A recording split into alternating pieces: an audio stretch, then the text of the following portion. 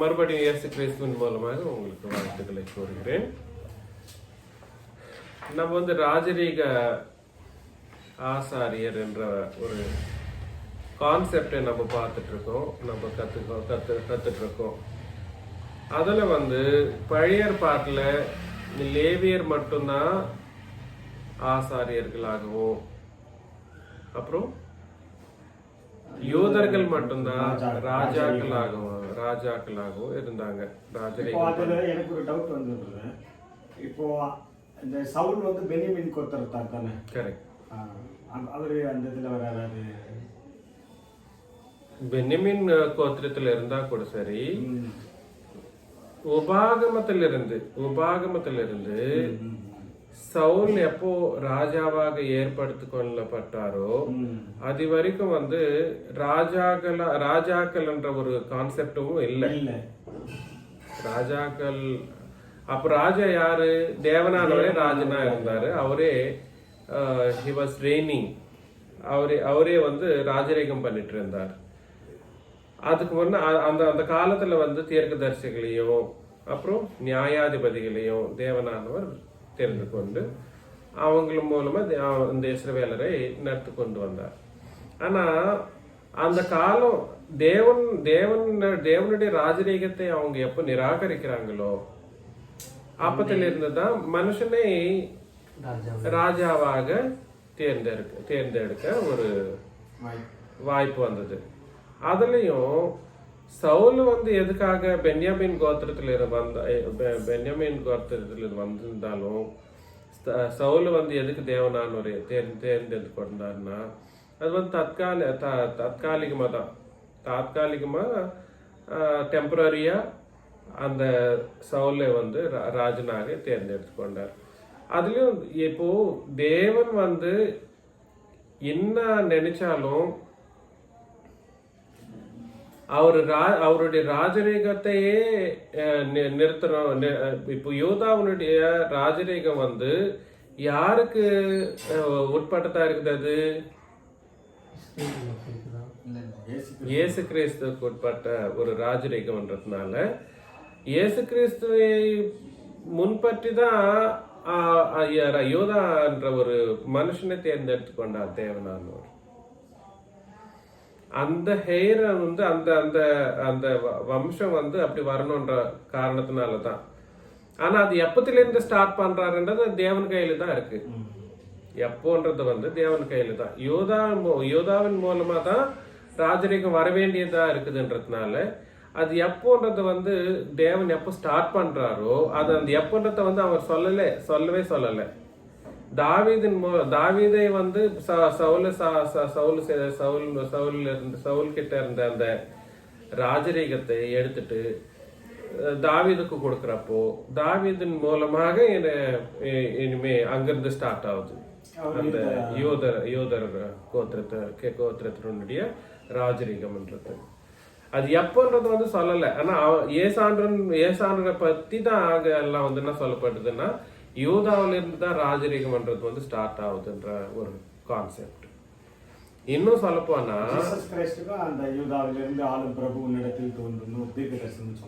Correct, அதுவே கிடையாது. பழைய ஏற்பாட்டுல நீங்க பழைய ஏற்பாடுன்னா யாத்திரையாகவும் 19 இருந்து பழைய ஏற்பாடு. அதுக்கு முன்னாடில இருந்து கூட சரி, பிதாக்களின் காலத்திலயும் சரி, யாராவது ஒருத்தருடைய பேர் எழுதப்பட்டதுன்னா அதுக்கு டைரக்டா ஏசாண்டவருக்கு அது முன்குறிக்கப்பட்டிருக்கும்.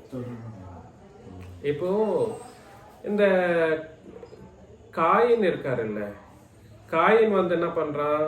தன்னுடைய சகோதரனாகிய ஏபேலை கொலை செய்யறான். கொலை செஞ்சதுக்கு அப்புறமா எங்க போறான்? நோதுன்ற ஒரு தேசத்துக்கு போயிடுறான். அங்க தேசமா இருக்கு ஆக்சுவலி. ஆனா பிறந்தது யார் மட்டும்தான்? ஆதாமுக்கு பிறந்தது யாரு மட்டும்தான்ற மாதிரி பைபிள்ல தெரியுது. இவங்க 2 பேர் தான். ஆதாமும் யாவாலுக்கும் பிறந்தது யாரு? 2 பேர். காயினும் ஏபேலும் மட்டும்தான் பிறந்தாங்கன்ற மாதிரி நமக்கு தெரியுது. ஆனா ஏபேல் செத்ததுக்கு அப்புறமா இவர் இந்த கையின் எங்க போயிடுறான், நோதுன்ற ஒரு தேசத்துக்கு போயிடுறான். அங்க போயிட்டு அங்க கல்யாணம் பண்ணிக்கின்னு அவங்க இருக்கிற மாதிரி நம்ம பாக்குறோம். அப்போ அந்த கேப்ல நிறைய பேர் இருக்காங்களே. இத வந்து லாஜிக்கல் பேஸ்ட் வேல ப்ரீச் பண்ற அந்த லாஜிக்கலாக இந்த நாஸ்டிசிசம்னு சொல்லுவாங்க பாத்தீங்களா. நாஸ்டிசிசத்தை என்ன சொல்றாங்க, தேவன் இந்த உலகத்தார் வந்து அது என்ன தப்பா, பைபிள்ல அதுவே தப்பா இருக்கு, முதல்லயே தப்புன்ற மாதிரி பேசிட்டு இருப்பாங்க. அது தப்பு கிடையாது. இதுதான் நான் சொல்ல வந்தது. எபிரேயர் 12ஆம் அதிகாரம் 24ஆம் வசனத்துல ஒரு வாட்டி பாருங்க. எபிரேயர் 12ஆம் அதிகாரம் 24.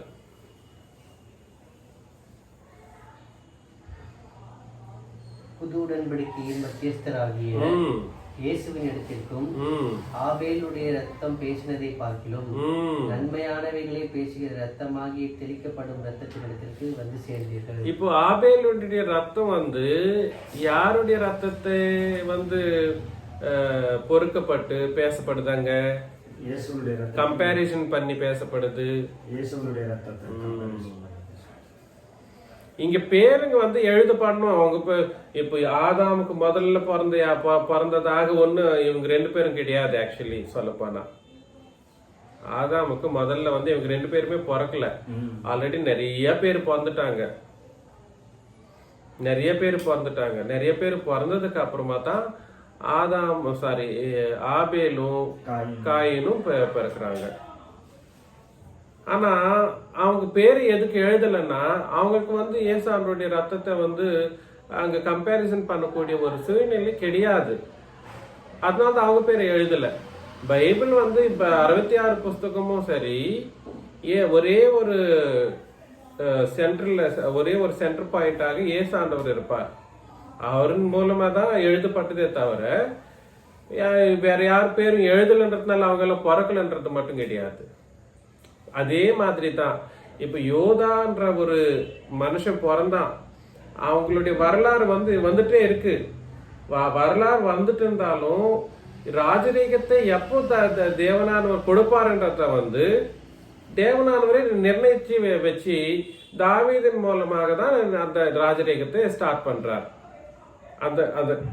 அந்த கேப்ல தானே ராஜாவாகவும் தன்னுடைய பிள்ளைகளை நடத்துற ஒரு தேவனாகவும் அவர் இருந்தார்.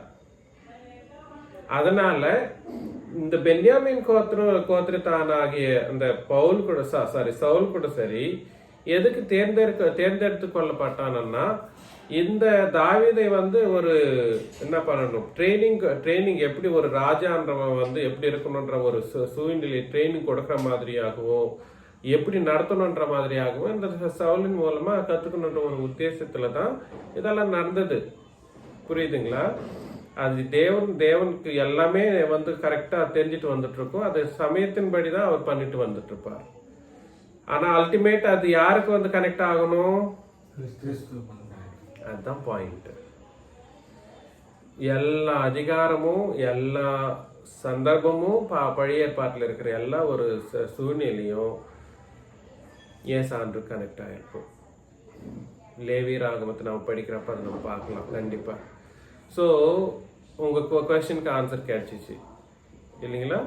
ஸோ நான் இங்க என்ன சொல்ல வரேன்னா, பழைய ஏற்பாட்டில் லேவியர் அவங்களுடைய அந்த ஆசாரத்தனத்தை மட்டும் தேவனானவர் என்ன பண்ணல, டிஸ்டர்ப் பண்ணல. அது கண்டினியூ ஆயிட்டே இருந்துச்சு. என்ன இருந்தாலும் ஏசாண்டவருடைய சிலுவை மரணம் வரைக்கும் அது கண்டினியூ தான் இருந்துச்சு. அதே ஏசாண்டருடைய சிலுவை மரணத்துல என்ன ஆகுதுன்னா, அவர் சிந்தப்பட்ட அந்த ரத்தத்தினால யாரெல்லாம் கழுவப்படுறாங்களோ அவங்க என்ன ஆகுறாங்க, ராஜரீகம் பண்ணத்தக்கவர்களாகவும் ஆசாரிய தத்துவத்தையும் உடையவர்களா அவங்க மாறிடுறாங்க. ஒரே மனுஷன். இந்த கான்செப்ட் வந்து பழைய ஏற்பாட்டுல கிடையாது. யார் என்ன கொடுக்கப்பட்டாங்களோ, எந்த கட்டளையை கொடுக்கப்பட்டாங்களோ அந்த கட்டளையை மட்டும்தான் அவங்க என்ன பண்ணணும், பின்பற்றணும். வேற யாருடைய கட்டளைகளை இன்னொருத்தர் பின்பற்றினா அது வந்து சாபமாக மாறிடும். அது பாவம். அதுக்கு மன்னிப்பு இல்லாத பாவமும் இருக்கு. அதுவும் மன்னிப்பு இல்லாத பாவம் தான். இதை நான் சொல்றது அந்த விஷயத்த நீங்க ஞாபகத்தில் வச்சுக்கோங்க. அதுல வந்து இப்போ நம்ம ஒரு 3 கான்செப்ட் வந்து பார்த்தோம் போன வாரம். என்னது அது 3 கான்செப்ட்ஸ்ல?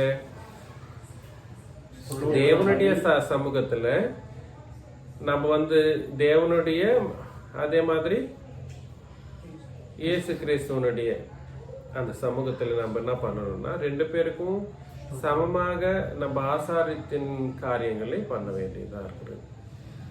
அதுல ஒண்ணு ஸ்தோத்திர பலி, அவரை துதித்து பாடுறது, நாவினால பாடணும். அது நம்ம கொடுக்கப்பட்ட ஒரு கட்டளை, நமக்கு கொடுக்கப்பட்ட கட்டளை. அது டெய்லி பாடணும். டெய்லி எப்போ எல்லாம் நமக்கு டைம் கிடைக்குதோ நம்ம கண்டிப்பா இருவரையும் துதித்து பாட வேண்டியவர்களா நம்ம இருக்கிறோம். 1. 2,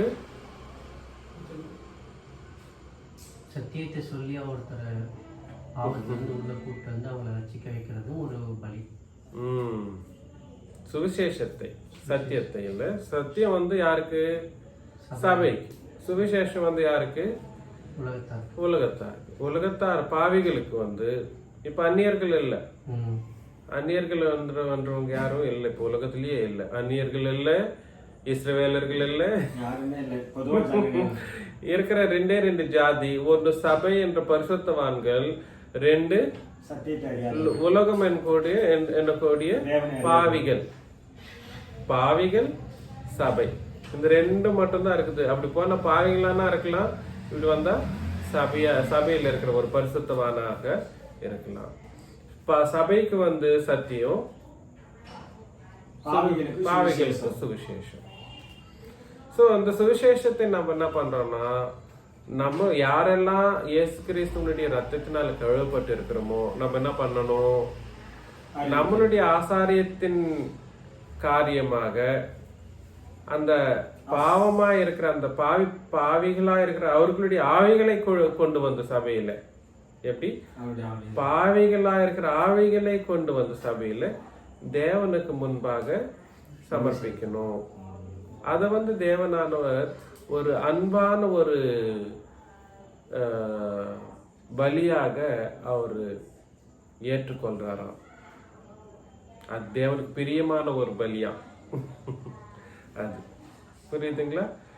அது 2வது. 3வது என்ன பார்த்தோம்?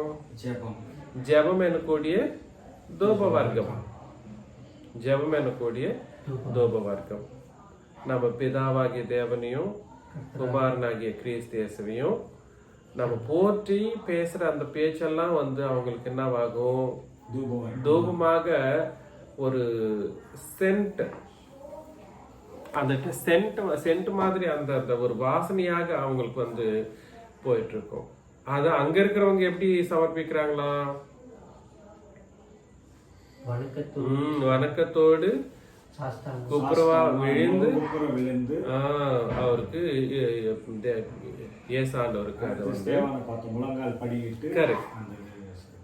அதை வந்து அவங்க சமர்ப்பிக்கிறாங்கன்றத நம்ம பார்த்தோம். ஸோ அது 3.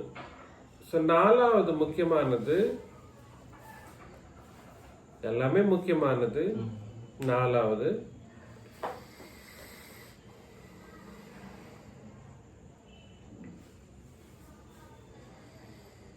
பிலிப்பியர் 4ஆம் அதிகாரம் 15 - 18.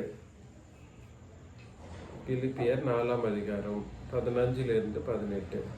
மேலும் பிலிப்பியரே, சுவிசேஷத்தின் ஆரம்பத்திலே நான் மக்கெதோனியாவில் இருந்து புறப்பட்ட போது கொடுக்கல் வாங்கல் காரியத்தில் நீங்கள் மாத்திரம் எனக்கு உடன்பட்டதே அல்லாமல் வேறொரு சபையும் உடன்படவில்லை என்று நீங்கள் அறிந்திருக்கிறீர்கள்.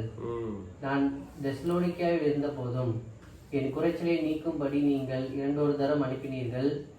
உபகாரத்தை நான் நாடாமல் உங்கள் கணக்கு பலன் பெருகும்படியே நாடுகிறேன். எல்லாம் எனக்கு கிடைத்தது, பரிபூர்ணமும் உண்டாயிருக்கிறது. உங்களால் அனுப்பப்பட்டவைகளை சுகந்த வாசனையும் தேவனுக்கு பிரியமும் உகந்த பலியுமாய் எப்பாப்பிரத்தீவின் கையில் வரப்பற்றி கொண்டபடியால் நான் திருப்தி அடைந்திருக்கிறேன். பார்த்தீங்களா? ஸோ அங்க என்ன சொல்றாருன்னா பவுலானவர் என்ன பலியா அது? தேவனுக்கு உகந்த சுகந்த வாசனையா சுகந்த வாசனையா இருக்கக்கூடிய பலி. என்ன பலி அது? கொடுத்தல். யாருக்கு கொடுத்தல்? சுவிசேஷம். உபதேசம் பண்ற அந்த போதகனுக்கு. இப்போ நம்ம ஆளுங்கள்லாம் வந்து என்ன பண்றாங்கன்னா, அட காணிக்கை போடுறோமே, நம்ம நினைக்கிறதுக்கு நம்ம திராணிக்கு மிஞ்சிய காணிக்கை போடுறோம், அது போதாது அவங்களுக்குன்ற மாதிரி நினைச்சிட்டு இருப்பாங்க. காணிக்கு நீ போடுறத போடு, காணிக்கை அது தேவனானவருக்கு அது வந்து சேரும். அதே மாதிரி பர்சனலா வந்து ஒரு போதகனை வந்து கண்காணிக்க வேண்டிய இல்ல அவரை வந்து பார்த்துக்க வேண்டிய ஒரு கடமை வந்து சபையில் இருக்கிற அந்த ஆசாரியர்களுக்கு இருக்கு, கடமை இருக்கு. என்னவா அந்த சபையில இருக்கிறவங்கன்னா, நீங்க ஏதோ எனக்கு வந்து கொடுக்கணும்ன்றத பத்தி நான் பேசல, ஆனாலும் உங்களுக்கு அந்த ஒரு ஆசாரிய தனம்ன்றது ஒண்ணு இருக்கு, அந்த கட்டளை ஒண்ணு இருக்கு. என்னவா அந்த கட்டளை? நீங்க கொடுக்கறத எந்த வஸ்துரூபமாக, எது மூலமா? சுகந்த வாசனையும் தேவனுக்கு பிரியமான உகந்த பலியுமாக உங்களால் அனுப்பப்பட்டவைகளை பரிபூர்ணமும் உண்டாயிருக்கிறது. உங்களால் அனுப்பப்பட்டவைகளை சுகந்த வாசனையும் தேவனுக்கு பிரியமான உகந்த பலியுமாக கையில்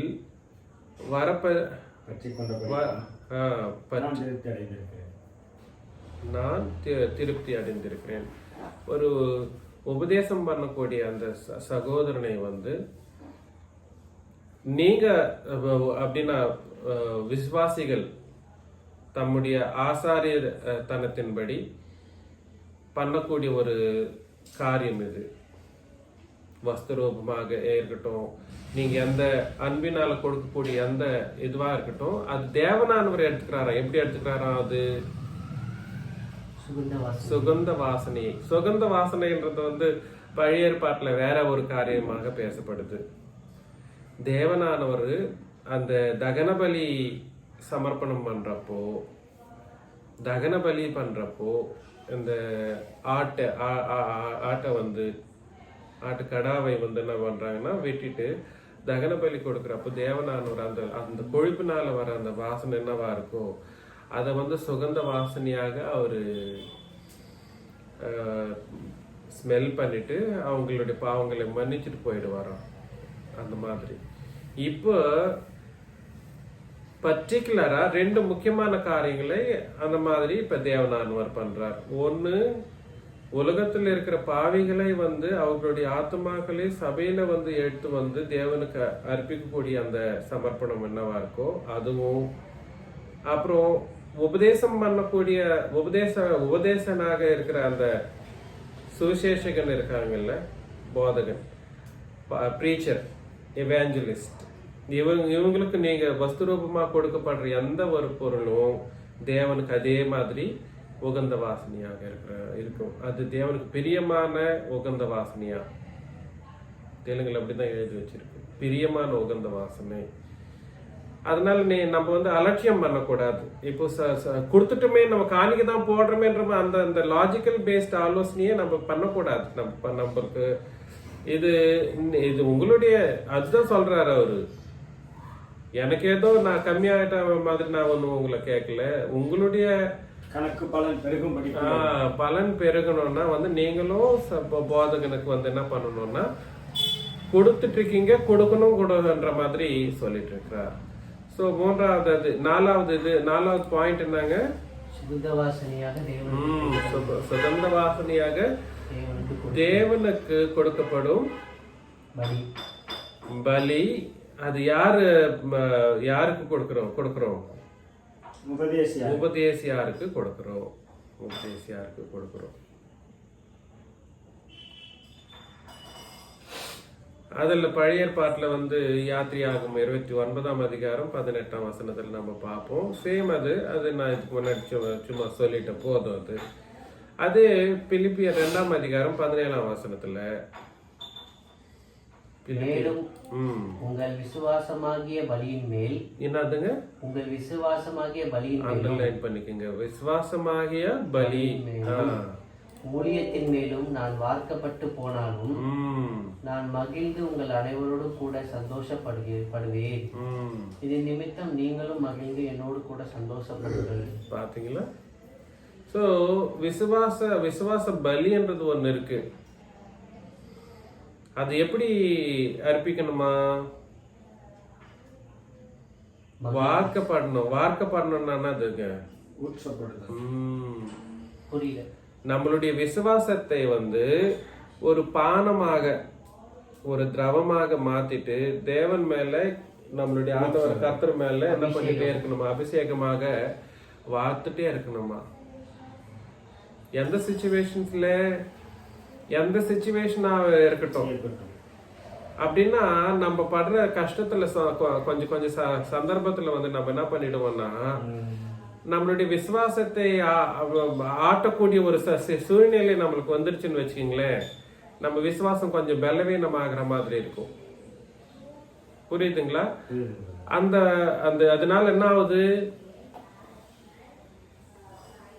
நம்மளுடைய ஆசாரியத்தனம் கொஞ்சம் கேள்விக்குரியதாக மாறக்கூடிய சூழ்நிலை வரும்.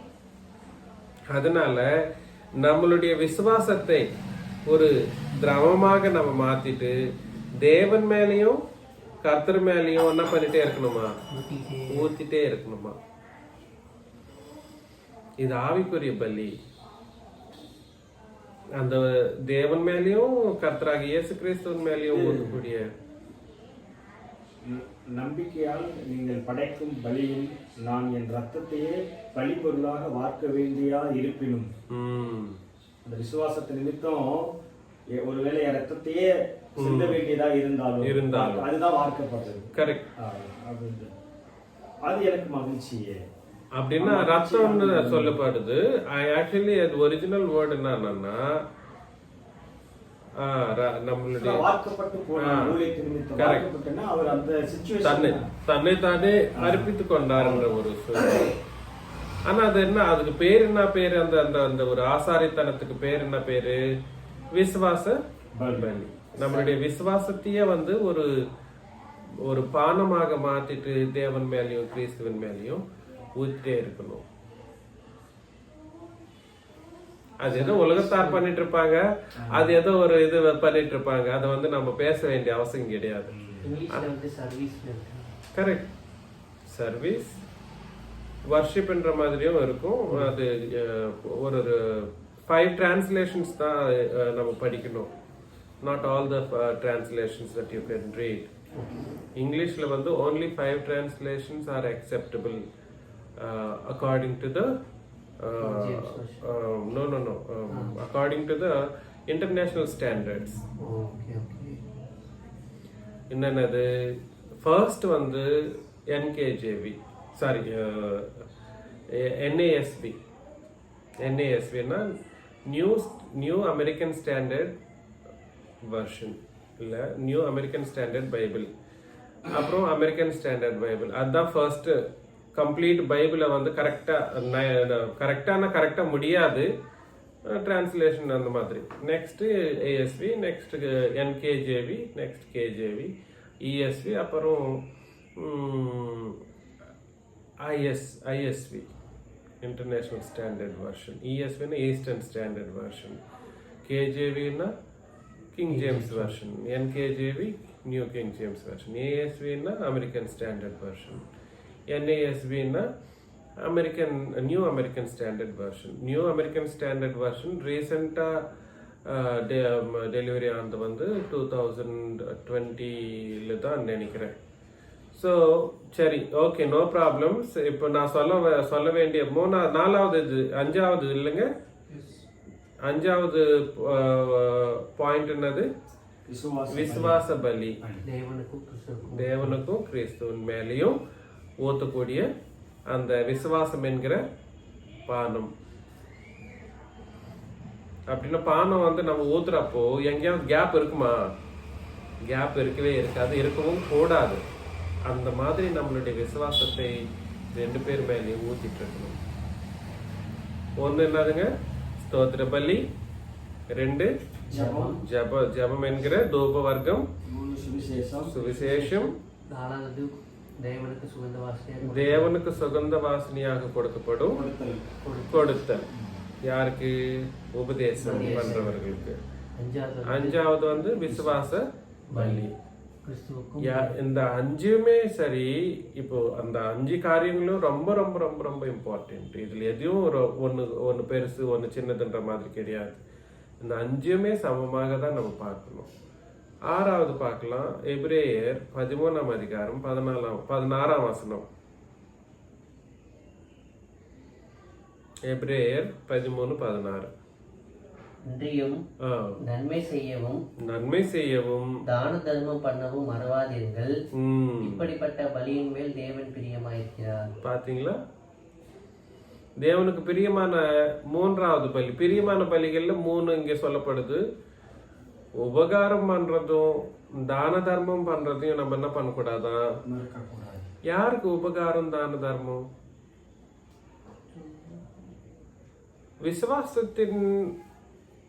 விசுவாசத்தின் வீட்டில் இருக்கிற சகோதர சகோதரிகளுக்கு ஃபர்ஸ்ட் உபகாரம் இந்த தான தர்மன்றது வந்து நம்ம பண்ணணும். யாருக்குங்க? சபையில் இருக்கிறவங்களுக்கு. அதுக்கப்புறமா தான் உங்களால முடிஞ்சா சமய சந்தர்ப்பம் அந்த சூழ்நிலை நம்மளுக்கு கிடைக்கிறப்பெல்லாம் வெளியில இருக்கிறவங்களுக்கும் நம்ம பண்ணலாம். அது தப்பு கிடையாது. ஆனா எது பண்ணாலும் சபையில இருக்கிறவங்களுக்கு முன்னாடி நம்ம பண்றதுக்கு சபையில இருக்கிறவங்களுக்கு கொடுக்கணும். அது தேவனுக்கு என்னவான பலி? பிரியமான பலியா இருக்கிறது. இது வந்து நம்ம மறக்க கூடாதுன்றப்போ நம்ம என்னவா யோசனை பண்ணணும்? அது ரெகுலரா பண்ணக்கூடிய ஒரு காரியமா இருக்கிறது. ஆசாரியத்துவமா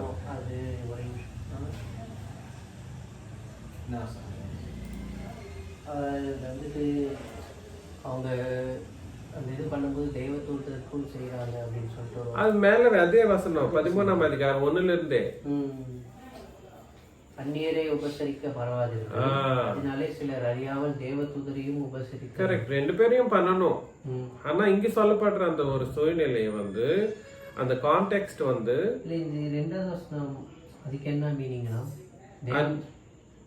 தேவதூதரையும் உபசரிப்பது ஒன்று போட்டிருக்கு அப்படின்னா தேவதூதரையும் நிறைய பேர் உபசரித்தாங்க இல்ல பழைய ஏற்பாட்டுல. யாரு? ஆபிரகாம், அப்புறம்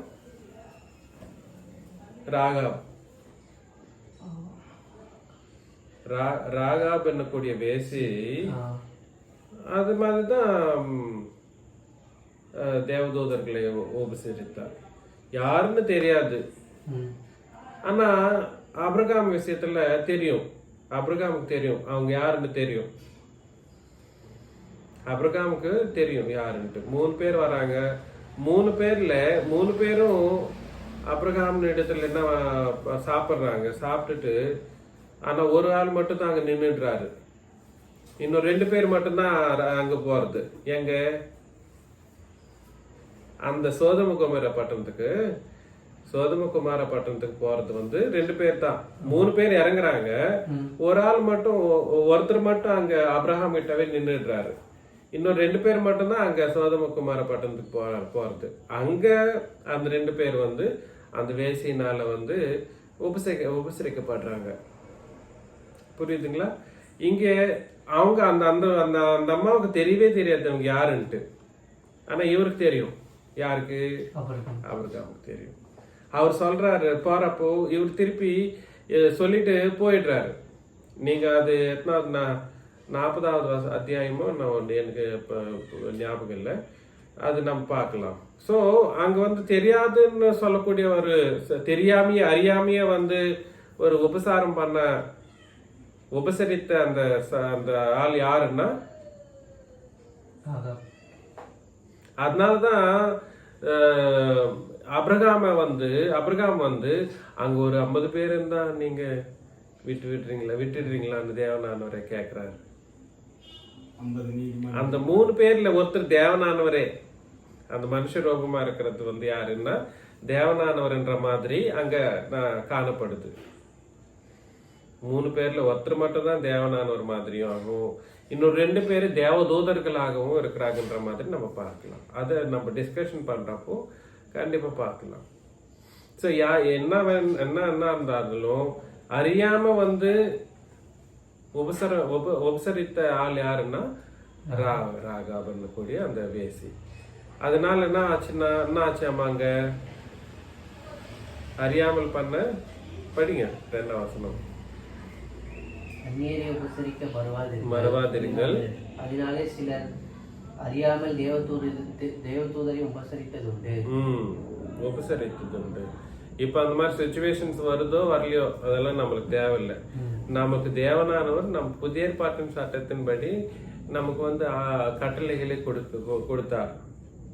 அதன்படி நம்ம என்ன பண்ணணும்னா முன்பு சபையில இருக்கிறவங்களுக்கு வந்து நம்மளுடைய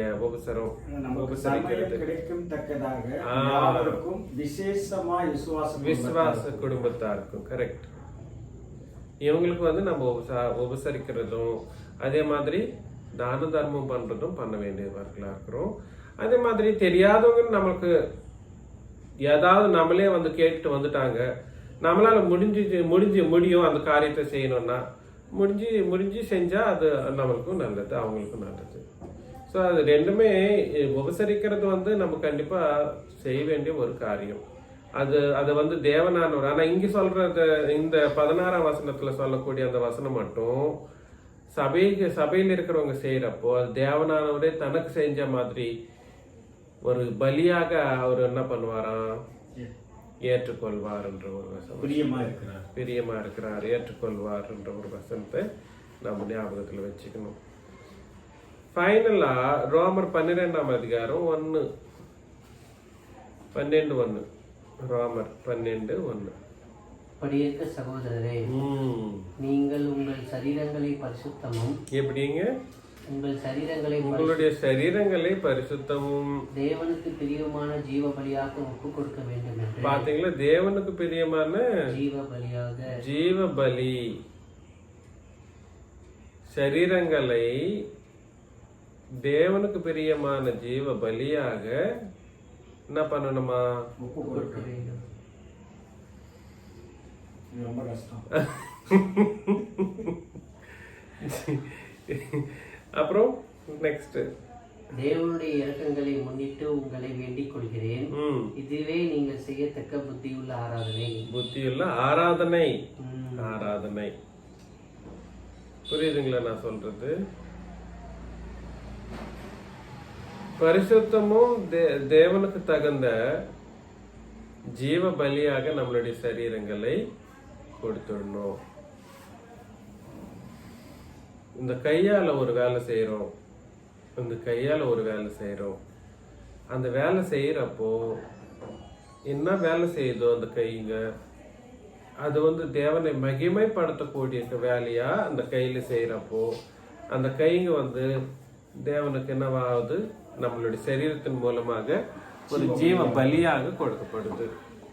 கண்ணால பாக்குறோம், காதால கேட்கிறோம், நம்மளுடைய சரீரம் முழுவதையும் வந்து நம்ம என்ன பண்ணணும்னா தேவனையும் நம்மளுடைய ஆண்டவராக இயேசு கிறிஸ்துவையும்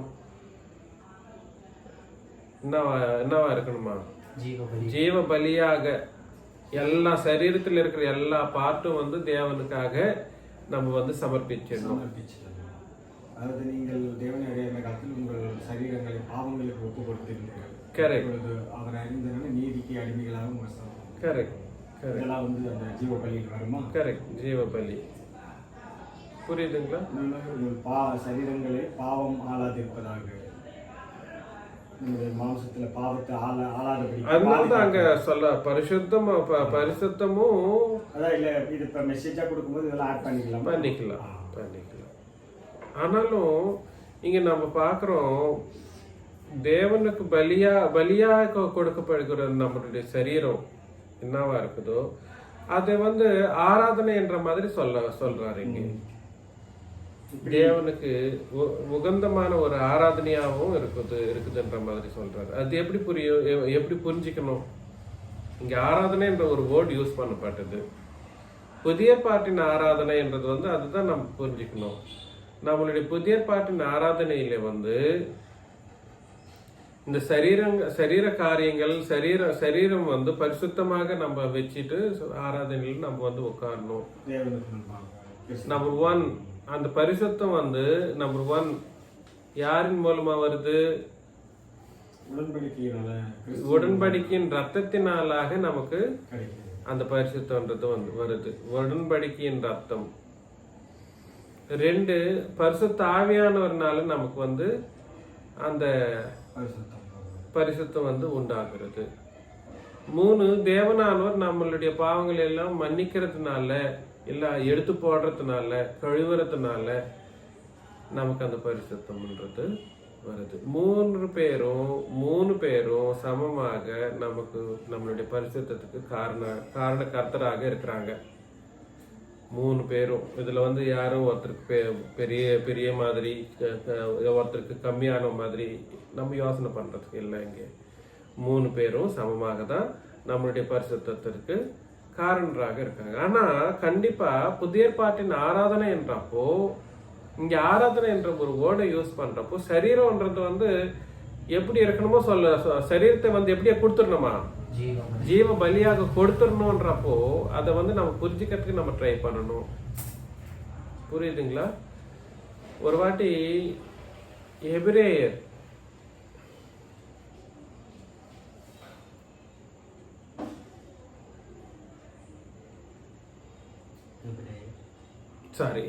பிலிப்பியர் 3:3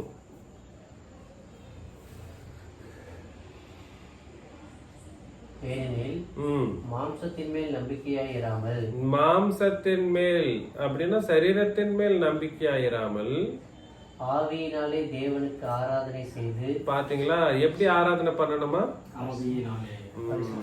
பரிசுத்த ஆவியினாலே நம்ம என்ன பண்ணணும்? புதிய பாட்டின் ஆராதனை முழு சரீரம் முழு ஆத்மா முழு பெல்லன்றதெல்லாம் எந்த உடன்படிக்கை சேர்ந்தது? நியாயப்பிரமாணத்தின் ஆராதனைக்கு சேர்ந்தது. ஆனா பரிசுத்த ஆவியானவருடைய அவர் மூலமா செய்யக்கூடிய ஆராதனை எந்த ஆராதனை? புது உடன்படிக்கையின் ஆராதனை. இதுல நம்மளுடைய சரீரம் வந்து எப்படி இருக்கக்கூடாதான்? எப்படி இருக்கணுமா? சரீரத்தை மாம்சத்தின் மேல் நம்பிக்கையாயிராமல் அப்படின்னா நம்மளுடைய சரீரம் வந்து கணக்குக்கே வரக்கூடாது.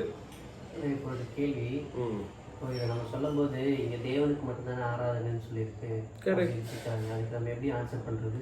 தேவனுக்கு மட்டும்தான் ஆராதனைன்னு சொல்றது அங்கேயே இல்லை, வேற இன்னும் நிறைய இடத்துல நம்ம பாக்குறோம். அப்போஸ்தலர் நடபடிகள் 18ஆம் அதிகாரம் 12-13 படிக்கிறோம். நிறைய இடத்துல நம்ம பாக்குறோம். ஆனா ஆராதனை என்றது வந்து பரிசுத்த ஆவியானவரின் மூலமா பண்ணணும். யாருக்கு பண்ணணும்? தேவனானவர்ன்றப்போ அவர் பேரை மட்டும்தான் ஒரு இடத்துல எழுதியிருந்தா அதே நம்ம வந்து பிடிச்சிட்டு போராட முடியாது. ஒரு இடத்துல ஒரு மாதிரி எழுதியிருந்தா அதனாலதான் நிருபமாகவும் நம்ம உடன்படிக்கையாகவும் நம்ம வந்து தேவனுடைய காரியங்களை நம்ம நடத்தணும்ன்றது அதனாலதான் உபதேசம்ன்ற ஒரு காரியம் நம்மளுக்கு இருக்கிறது.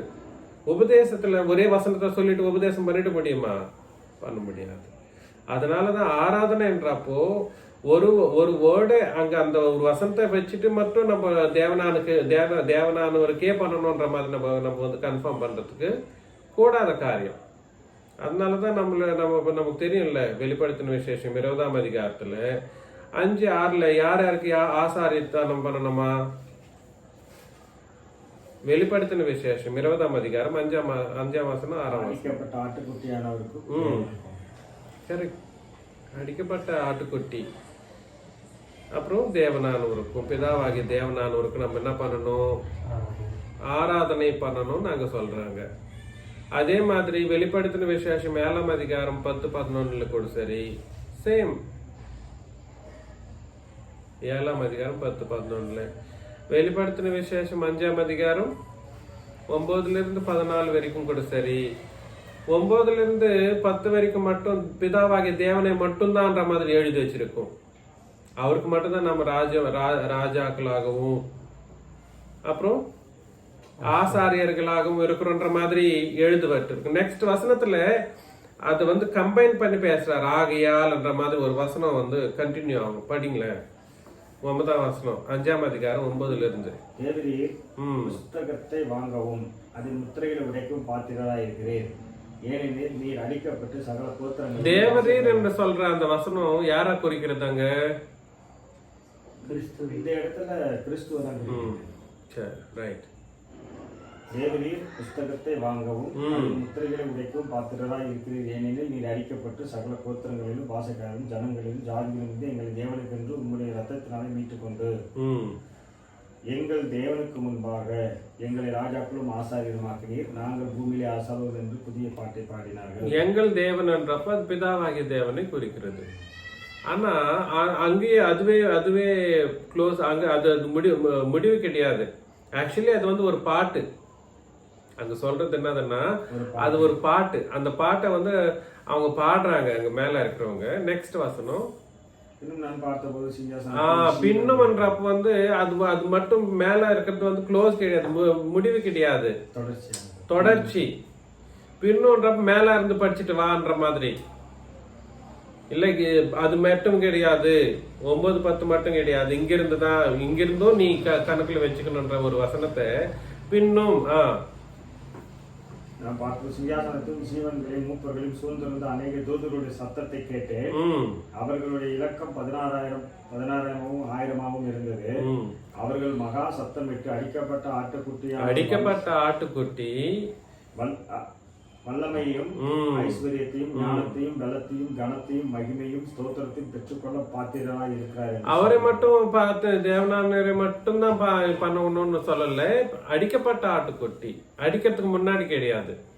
அவர் வந்து அடிக்கப்பட்ட ஆட்டுக்குட்டின்றது எதுக்கு சொல்லப்படுதுன்னா, இயேசு கிறிஸ்துவனுடைய சிலுவையில அவர் மரணித்தப்போ அவருடைய மரணித்து சமாதி பண்ணப்பட்டு உயிர்த்தெழுந்ததுக்கு அப்புறமா அவர் எங்க போய் உட்கார்றாரு? தேவனுக்கு சமமாக போயிட்டு உட்கார்ந்துடுறார். அப்படின்னா அது 2 பேருமே சமமான ஒரு ரீதியாக உட்கார்ந்துட்டு இருக்காங்கன்ற ஒரு ஆட்சி செஞ்சுட்டு இருக்காங்க என்ற ஒரு கருத்தை வந்து அங்க சொல்றாரு. அடிக்கப்பட்டதுக்கு அப்புறமா தான் அது காரியம் ஸ்டேட்டஸ் மாறுது. ஏசானுடைய ஸ்டேட்டஸ். அதுக்கு முன்னாடி அவர் மனிதனாக இருந்தார், 33 வருஷம் இருந்தார். அதுக்கு முன்னாடி என்ன பண்ணார்? தேவனானவருக்கே அவர் என்ன பண்ணார்? ஆராதனை பண்ணார். அப்புறம் ஸ்தோத்திரங்களை எடுத்து பாட்டு பாடினார். அப்புறம் விருத்த சேதனம் பண்ணார். அப்புறம் முழங்கால் படிட்டு ஜெபம் பண்ணார். நிறைய காரியங்களை இயேசு ஆண்டவர் வந்து தேவனானவருக்கு பண்ணார். அதை வந்து நம்ம வந்து கணக்குல இப்போ வச்சுக்க முடியாது. அடிக்கப்பட்ட ஆட்டுக்குட்டி அதுதான் அங்க ஸ்பெசிஃபை பண்ணது. அடிக்கப்பட்ட ஆட்டுக்குட்டியோட சிச்சுவேஷன் மாறிடுச்சு. இவரும் என்னவா இருக்கிறாரா? தேவனா இருக்கிறார். அப்புறம் வல்லமையும் ஐஸ்வர்யமும் கனத்தையும் ஸ்தோத்திரம்ன்ற வேர்டு வந்து ஆராதனைக்குரிய அந்த வேர்டு. புரியுதுங்களா? இப்போ இவர் மட்டும்தான் சொன்ன அந்த ஒரு வசனத்தையே படிச்சேன்னு வச்சுக்கோங்களேன், யார் மட்டும்தான் ஆராதனைக்குரியவர் காணப்படுவார்? இந்த ஒரு வசனத்தை படிச்சா அப்படி கிடையாது. ஒரு வசனத்தை புடிச்சிட்டு நம்ம வந்து தொங்கிட்டு இருக்க முடியாது. புரியுதுங்களா நான் சொல்றது? as a subject we should discuss, we should understand. பார்த்துட்டு தான் நமக்கு வந்து ஆராய்ந்து பார்த்துட்டு தான் நம்ம வந்து ஒரு டெசிஷனுக்கு வரணும். புரியுதுங்களா? சோ நெக்ஸ்ட் வசனத்துல கண்டிப்பா கிளியரா சொல்லிடுறாங்க. நெக்ஸ்ட் வசனம் வானத்திலும் பூமியிலும் எங்கெங்க வானத்திலும் பூமியிலும் சிருஷ்டிகள் யாவும் சமுத்திரத்தில் உள்ளவர்களும் அவற்றுள் அடங்கிய வஸ்துக்கள் யாவும் சிங்காசனத்தின் மேல் வீற்றிருக்கிறவருக்கும் ஆட்டுக்குட்டியானவருக்கும் 2 பேரும் சமமா வச்சுட்டாங்களா? ஸ்தோத்திரமும் கனமும் வல்லமையும் சதா காலங்களிலும் உண்டாவதாக என்று சொல்ல கேட்டேன். பாத்தீங்களா? சோ இப்போ 2 பேரும் சமமா இருக்கிறாங்கன்ற ஒரு நம்மளுடைய ஒரு மைண்ட் செட் இப்போ வந்து நம்ம கொடுக்கலன்னா கண்டிப்பா ரெண்டு பேருக்கும் நம்ம வந்து என்ன பண்ண முடியாது, ஆசாரியத்தனம் பண்ண முடியாது. ஆசாரியத்துவன்றது வந்து நம்ம பண்ணவே முடியாது. இப்போ இதுல வந்து ஒரு ஒரு ட்விஸ்ட கொண்டு வருவாங்க. ட்விஸ்ட் என்ன சொல்றீங்களா? ஏசாண்டர் ஒரு ஆசாரியனாக இருக்கிறாரு, பிரதான ஆசாரியன். அதனால ஆசாரியனுக்கு நீ ஆசாரியத்தனம் பண்ணுவியான்ற மாதிரி கேள்வி கேட்பாங்க. இவங்களுடைய புத்திக்கு வந்து ஒரு ஒரு கட்டுப்பாடு இருக்காது, ஒரு கட்டுப்பாடு இருக்காது. ஏசாண்டவர் வந்து ஆசாரியர் தான். ஆசாரியர்ன்றது வந்து அவருடைய பலியின், அவர் தன்னைத்தானே பலி கொடுக்கிறப்போ பண்ணப்பட்ட ஆசாரியத்துவம் தான் தவிர இப்பவும் அவர் ஆசாரியத்தனம் பண்ணிட்டே உட்காந்துட்டு இல்லை. அவர் பலிய பொறுத்து தான் அவருடைய ஆசாரியத்தனம்ன்றது வந்து பேசப்படுது. எபிரேயர் 8:9, 7, 8, 9, 10 இந்த 7, 8, 9, 10 இந்த 4 சாப்டர்ஸும் சரி ஏசாண்டவருடைய ஆசாரியத்தனத்தை பேசுது. அதுல பேசுறப்போ அவரு 7ஆம் அதிகாரம் லாஸ்ட் வசனம் சரி 9ஆம் அதிகாரம் லாஸ்ட் வசனத்தை நம்ம பார்த்தோம்னா, அவர் ஒரே பலியாக தன்னைத்தானே கொடுக்கிறப்போ தன்னுடைய ஆசாரத்தை நடத்தி முடிச்சிட்டாருன்ற மாதிரி நம்ம படிக்கிறோம். நடத்தி முடிச்சிட்டாரு, க்ளோஸ் பண்ணிட்டாரு. நம்ம ஆசாரியத்துவம் அப்படின்னு சொன்னா கண்டினியூஷன் இருந்துகிட்டே இருக்கணும். இது அப்படி இல்லை, ஒரே தரம் செய்யணும், ஒரே தரம் செய்து அது முடிஞ்சிச்சு. ஆனா அங்க ஒரு முக்கியமான விஷயம் நமக்கு ஒரு கிளாரிட்டி இருக்கணும். இன்னும் அந்த கிளாரிட்டி என்ன, எபிரேயர் 10ஆம் அதிகாரம் இது மட்டும் படிக்கணும். 12ல இருந்து 10ஆம் அதிகாரம் 12ல இருந்து 14 வரைக்கும்.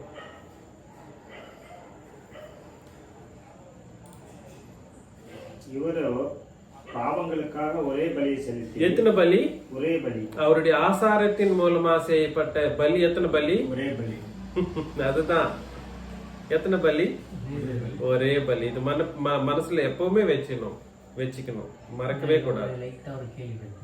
பேசலாம், அது முடிச்சிடலாம். இனி தம்முடைய சத்துருக்களை தமது பாதப்படி ஆக்கி போடும் வரைக்கும் காத்து கொண்டிருக்கிறார்.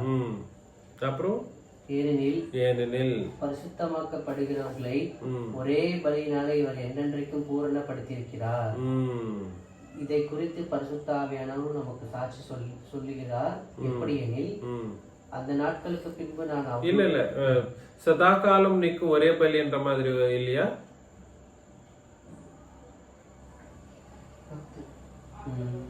சதா காலமும் இருக்கும் ஒரே பலி. அது 12ஆம் அதிகாரம் 10ஆம் அதிகாரம் 12, 13.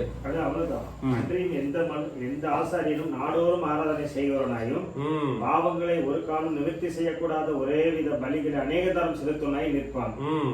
இவரோ பாவங்களுக்காக ஒரே பலியை செலுத்தி என்றென்றைக்கும் என்றென்றைக்கும் என்ன பண்ணிட்டாரா? தேவனுடைய வலது வாசத்தில் உட்கார்ந்து. பாத்தீங்களா, பலி ஒரே பலி தான். அது செஞ்சு முடிச்சுட்டு எத்தனை வருஷம் ஆயிடுச்சு? இப்போதைக்கு 2000 வருஷம் ஆச்சு. ஆனா அந்த பலி வந்து என்றென்றைக்கும் நிற்கும் பலி. யாருக்காக? மனிதர்களுடைய பாவங்களுக்காக நிற்கும் ஒரே பலி. அது என்றென்றைக்கும் நிற்கும். அது வந்து it won't be considered to be the abolished one. அதனால்தான் 13ஆம் அதிகாரம் 20ஆம் வசனத்துல வந்து நித்திய சுவிசேஷம், நித்தியமான ஒரு உடன்படிக்கை நமக்கு கொடுக்கப்பட்டதுன்ற ஒரு வசனத்தை நம்ம படிக்கிறோம். நித்திய உடன்படிக்கை. நான் சொல்ல வேண்டிய விஷயம் என்னன்னா, இங்கே இம்பார்ட்டன்டா புரிஞ்சுக்கங்க. ஏசாண்டருடைய ஆசாரியத்துவம் வந்து நம்மளுடைய ஆசாரியத்துவத்தோட நம்ம வந்து என்ன பண்ண முடியாது, கம்பேரிசனே பண்ணக்கூடாது, பண்ணவும் முடியாது. அவரது பண்ணி முடிஞ்சிருச்சு, ஆயிடுச்சு. ஆனா அந்த அவரும் அந்த பலி என்றென்றைக்கும் நிற்கிற பலின்றதுனால அந்த பலியின் மூலமாக அவர் என்றென்றைக்கும் என்னவா இருக்காரு? ஆசாரியரா இருக்காரு. ஒரே பலியின் மூலமா என்றென்றைக்கும் ஏசாண்டவர் ஆசாரியரா இருக்காரு. அந்த பலி வேற, அந்த ஆசாரித்தனம் வேற. நம்மளுடைய பலி வேற, நமக்கு கொடுக்கப்பட்ட பலி வேற, நம்மளுடைய ஆசாரித்தனம் வேற. ரெண்டும் ஒண்ணு கிடையாது, ரெண்டும் கம்பேரிசன் பண்ணக்கூடாது. புரியுதுங்களா? இப்ப கேள்வி கேளுங்க. கிறிஸ்து வந்து ஆசாரித்துவத்தை இது பண்ணாருன்னு சொன்னீங்களே, இவர் யூத பத்திரத்துல இருந்து வந்தார்ல, அப்புறம் எப்படி இவர் ஆசாரியத்துவத்தை இதை கண்டினியூ பண்ணுவாரு அப்படின்னு ஒரு கேள்வி வருது. அதுதான் ஆக்சுவலி ஏசாண்டருடைய சிலுவையில் அது 7ஆம் அதிகாரத்துல சொல்லக்கூடிய ஒரு விஷயம் என்னன்னா, இவர் வந்து லேவியரா, இப்போ ஏசாண்டருடைய ரத்தம் எப்போ ரத்தத்தை சிந்தினாரோ அப்பவே பழைய ஏற்பாடு என்ன ஆயிடுச்சுன்னா க்ளோஸ் ஆயிடுச்சு, புதிய ஏற்பாட்டின் சட்டம் ஸ்டார்ட் ஆயிடுச்சு. அதன் மூலமாக லேவியர் கோத்திரமும் என்ன ஆயிடுச்சு, அப்போதைக்கு முடிஞ்சிடுச்சு. அதனாலதான் இன்னொருத்தருடைய ஆசாரியத்துவம் வந்து ஏசாண்டு கொடுக்கப்படுது. யாருது அது? மெல்கிசேதேக்கு. மெல்கிசேதேக் என்ற ஒரு ஒரு ஒரு ஒரு ஒரு நபருடைய ஆசாரியத்துவம் ஏசாண்டுக்கு கொடுக்கப்பட்டது. அதன் மூலமா தான் அவர் ஆசாரியரா மாறினார். அது முடிஞ்சிடுச்சு. அது சிலுவையில ரத்தம் சிந்துறப்பவே பழைய ஏற்பாட்டின் சட்டம் க்ளோஸ் ஆயிடுச்சு. புரியுதுங்களா? ஸோ இந்த 7 விஷயங்களையும் நீங்க மறக்க கூடாது. 1 ஸ்தோத்திர பலி, 2 ஜெபம் என்கிற, 3 சுவிசேஷம் எனக்கூடிய ஆவிகளின் அர்ப்பணை, அப்புறம் 4 தேவனுக்கு சுகந்த பலியாக கொடுக்கப்படுகிற கொடுக்கல் என்ற ஒரு காரியம். அது உபதேசகர்களுக்கு. 6ஆம் அதிகாரம் 6ஆம் பாயிண்ட் என்னது? உபசாரம் பண்றதும் உபசரிக்கிறதும் நன்மை செய்யறதும் தானம் தர்மம் பண்றதும் தேவனுக்கு பிரியமான ஒரு பலியாக இருக்கிறது. 7வது தேவனுக்கு பிரியமான ஜீவ பலியாக கொடுத்து புத்தியுள்ளார். கரெக்ட். அது ரொம்ப ரொம்ப இம்பார்ட்டன்ட். அது எப்படி நம்ம செலுத்துறோம்னா, ஆராதனையில நம்ம உட்கார்ந்துடுறப்போ நம்மளுடைய சரீரம் நம்மளது கிடையாதுன்ற மாதிரி அதுக்கு ஒரு இதுவே ஒரு ப்ராமினென்ட்டான ஒரு யோசனையே இல்லாம அது தேவனுக்கே நான் கொடுத்துட்டேன்ற மாதிரி நம்ம வந்து நினைச்சிட்டு நம்ம ஆராதனையில் உட்கார்றப்ப அது நடக்கும் அந்த காரியம். எப்போ ஆராதனையில் இது மட்டும்தான் ஆராதனையில் நம்ம செய்யக்கூடிய ஒரு என்ன பலி? ஜீவ பலி. புரியுதுங்களா? இந்த இத வந்து நம்ம யாருடைய ஆசாரத்தனத்தை நம்ம என்ன பண்ணக்கூடாது, கம்பேரிசன் பண்ணக்கூடாது. ஏசாண்டருடைய ஆசாரத்தனத்தை நம்ம கம்பேரே பண்ணக்கூடாது. அது நடந்து முடிஞ்சிருச்சு. ஆனா அவருடைய பலி ஒரே வாட்டி செஞ்சு முடிச்சிட்டாரு. ஆனாலும் பலி வந்து என்றென்றைக்கும் நிற்கும் பலின்றதுனால அந்த பலியின் மூலமாக ஏசாண்டவர் என்றென்றைக்கும் என்னவா இருக்காரு? ஆசாரியனா இருக்காரு. அந்த பலியின் அதுக்கு தான் நெக்ஸ்ட் வசனத்துல நீங்க 10ஆம் அதிகாரத்துல படிக்கிறப்போ அங்க சொல்றாரு, ஏசாண்டவருடைய அந்த ஒரு பலினால நம்ம எல்லாரும் என்ன ஆயிருக்கிறோமா? பாவங்கள் எல்லாம் என்ன ஆகுதான்? என்றென்றைக்கும்ன்றது வந்து சாஸ்வதமான வேர்டு கிடையாது. என்றென்றைக்கும்ன்றப்போ அது வந்து இட் ஹேஸ் எ லிமிட். அது எப்போன்னா சிலுவையில நம்ம இந்த உலகம் இருக்கிற வரைக்கும் ஒன்ற அர்த்தம். அது இந்த உலகம் இருக்கிற வரைக்கும், அந்த உலகம் இருக்கிற வரைக்கும் தான் பாவம் புண்ணியன்றதெல்லாம் வந்து இருக்கும். உலகத்துக்கு அப்புறமா என்ன ஆகுதுன்னா இது பாவம் புண்ணியன்றதெல்லாம் இருக்காது. பாவம் இருந்தால் அது நரகத்தில் இருக்கும். அதுக்கு வந்து தனி முறையான ஒரு காரியம் நடக்கும். இதை வந்து நீங்கள் மனசில் வச்சுக்கின்னு நீங்கள் ஃபாலோ பண்ண வேண்டியதாக உங்களுக்கு நான் வேண்டிக் கொள்கிறேன்.